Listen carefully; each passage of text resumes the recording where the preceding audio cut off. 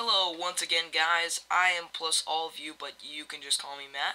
Now, first off, I'd just like to say that I successfully changed my username back to plus all of you. It was just in the options, if you're wondering. Okay, so as you can probably see, I'm on Minecraft Snapshot 13W02B. It's been a really great snapshot, guys. Go ahead and download it if you feel it's really great.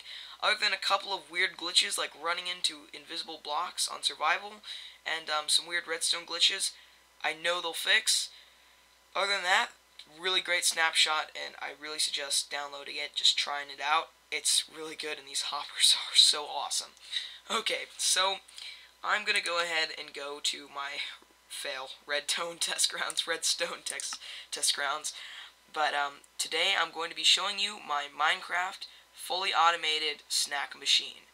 And first off, I really just like to say, I did not make this with MC Edit at all. I completely made this by hand, so it was quite an accomplishment. And it took me maybe a night. It actually did not take that long. Probably the most confusing part was getting the currency stuff to work.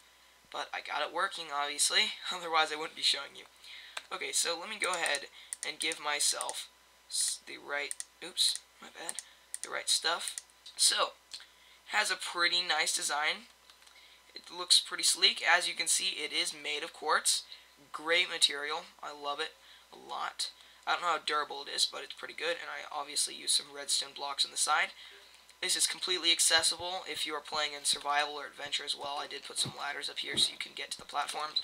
But for this demonstration, I'm just going to be doing it in creative mode. Okay, so first thing we need to do is go ahead and put some currency in. And let me just make sure. Yeah, that's working. Okay, I just need to put some currency in. Okay, so I'm going to try the bricks first. Now, I'm going to let you know something. These bricks will not work.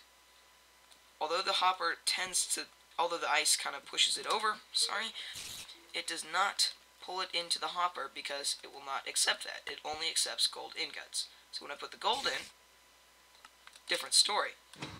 This pops out, this light, and it tells me that I can go ahead and make my selection. Now, it shouldn't take me too long, but I do have as much time as I need. It is not timed. So whatever selection I would like to make, there are only two, so it shouldn't take too long for me to decide. I'm going to go ahead and, just for the sake of demonstration, just show you the first one, which is pumpkin pie. Okay, so it gives me some pumpkin pie down here, which is super awesome, and then it deactivates this little light thing.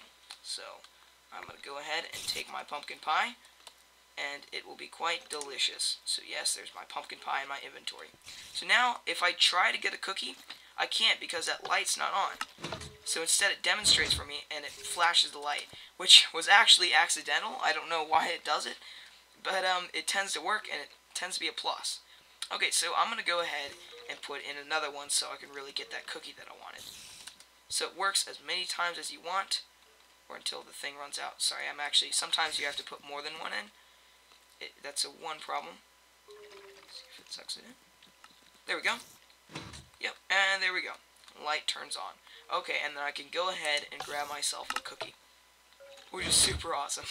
So now I can go ahead and take a cookie, which is great. I know you can hear some mobs in there. Let me just turn that off, because that will get quite annoying after a while. And I have some blinking lights up here. It's pretty nice. So that's pretty much it for the outside. And as I said, it is fully accessible for all modes. But let's go ahead and go inside the machine. Let's see how this thing works. Now, before we go in, I just want to say, don't be intimidated by all this redstone stuff. It was really easy for me to make. It just took a bit of time and a little bit of thinking. So you can see this jungle of redstone that I'm facing here. It's pretty crazy. A lot of systems using hoppers and dispensers and comparators and all of that. And this redstone update is really going to be great, so I'm really excited. And I noticed something. We can now make calculators in the game using the comparators and the hoppers. So that is going to be really, really cool. Okay, so to start off, let's just start from the beginning when you've put that first gold ingot in. Let's see the reason why you can't put bricks in. Well, let's see. All the stacks are almost full except for this one that only has room for one. Okay, so you can't really put any bricks in there. They just won't go in. That's a good way to sort things, although you have to have a lot of it. Okay, so once you put that last one in, it completes the circuit because it's not quite there, and that one extra gold ingot finishes it off, then goes here, shoots out our tokens, which are just simply bricks. It's a bit ironic, but yes, they are bricks.